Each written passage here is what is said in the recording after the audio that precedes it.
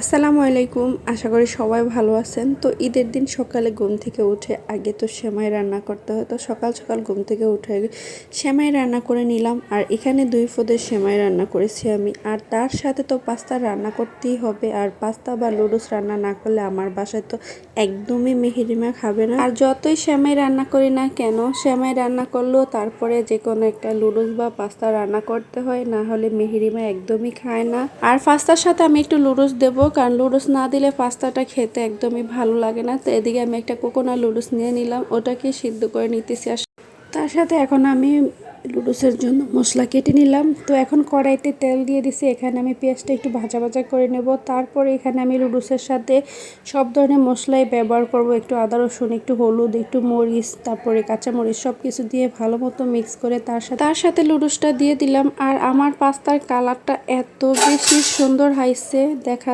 মাশাআল্লাহ খুবই সুন্দর লাগতেছে কালারটা। আর পাস্তাটা খেতেও কিন্তু অনেক বেশি মজার হয়েছিল। আর আমি সবসময় পাস্তা রান্না করলে খেতে অনেক বেশি মজা হয়। আর আজকে আমি এখানে তার দাদুর জন্য নাস্তা রেডি করে নিতেছি, কারণ এখন তারে আমি পাস্তা, তারপর 2 পদের সেমাই এগুলো দিয়ে আসবো, সে সকাল সকাল খাবে। তো এই তো তার দাদুর জন্য সেমাইও বেড়ে নিলাম, কারণ সেমাই লুডুস দুইটাই দিয়ে আসবো, সে খাবে। আর ওইদিকে মেহেরিমা ঘুমাইতেছে, ঘুম থেকে উঠে তারপরে খাবে। তো মাহির ঘুম থেকে উঠে দেখতেছিল আমি তার দাদুকে সেমাই দিতেছিলাম, তো সে উঠাই বলতেছে যে সে তার মাহির আগে সেমাই খাবে, আর মাহিরের সেমাই অনেক বেশি পছন্দ। তো এদিকে মাহির সেমাই খাইতেছে আর মেহেরিমা পাস্তা খাইতেছে। 2 ভাই বোন এখনও গোসল করে নাই। আর দুইজনকে আমি অনেক জোর করে উঠাইছি ঘুম থেকে, কারণ অনেকে গরু জবাই দিতেছে সেটা একটু দেখানোর জন্য। তো উঠাই মাহির সেমাই খাইয়া নিল, আর এদিকে আমিও একটু পাস্তা খেয়ে নিতেছিলাম। আর সত্যি পাস্তাটার কালারটা যেমন সুন্দর, আর পাস্তার রান্নাটাও খুবই মজা হয়েছে, খেতেও ভালো লাগছিল। তো এখন 2 ভাই বোন নাস্তা খেয়ে নিচে চলে গেল, এখন আমি চলে যাব রান্না বান্না করতে। তো এদিকে আমি গরুর মাংস ফ্রিজ থেকে নামিয়ে রেখেছিলাম, এখন এটাকে ধুয়ে পরিষ্কার করে তো আমি সব মশলা মশলি দিয়ে এটাকে মাখিয়ে বসায় দিব। আর দেখো আমার গরুর মাংসের কালারটা কি সুন্দর আসছে। আসলে হাতে মাখিয়ে গরুর মাংস রান্না করলে অনেক বেশি মজা হয়, একদম সব কিছু ভালো মতো কষানোর পরে একদম গলে যায়, পেঁয়াজ মরিচ সব কিছু খেতেও ভালো লাগে। আর এইদিকে আমি আজকে খিচুড়ি রান্না করব যেহেতু, তো খিচুড়ি বসিয়ে দিলাম। আর আমার খিচুড়িটা একদম ঝরঝরা হয়েছে। আসলে আমি খিচুড়িটা পোলা চাল দিয়ে করছি, সেজন্য আরও বেশি ঝরঝর হয়েছে, আর খেতেও অনেক বেশি ভালো লেগেছিল। তো এই দেখো আমার ফাইনাল খিচুড়ির কালার খুবই সুন্দর কালার আসছে। আর এদিকে আমার গরুর মাংস রান্না করা হয়ে গেছে অবশ্য।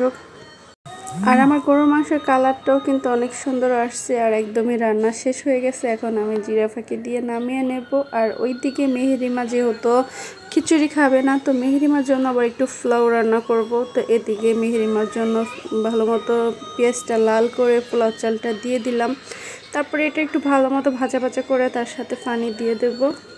আর মেহেরিমাকে আগেই জিজ্ঞেস করে রেখেছিলাম যখন আমি বাজারে গিয়েছিলাম যে তুমি কি খাবা, সে আমাকে বলেছিল যে আমি পোলাও খাবো।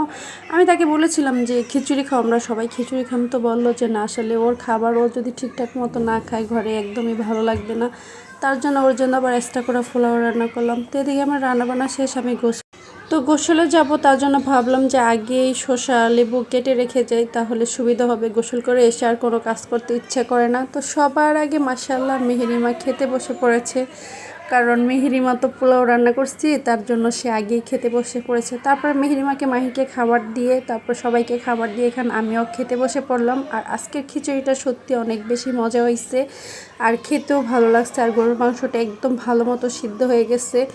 তারপর এখানে আমি ঘাপঘুপ করে খাইতেছি, কারণ আমার কাছে খাবারটা অনেক বেশি মজা হয়েছে। তো সবাই ভালো থাকবেন, সুস্থ থাকবেন, আল্লাহ হাফেজ। কথা হবে অন্য কোনো ভিডিওতে। আসসালামু আলাইকুম।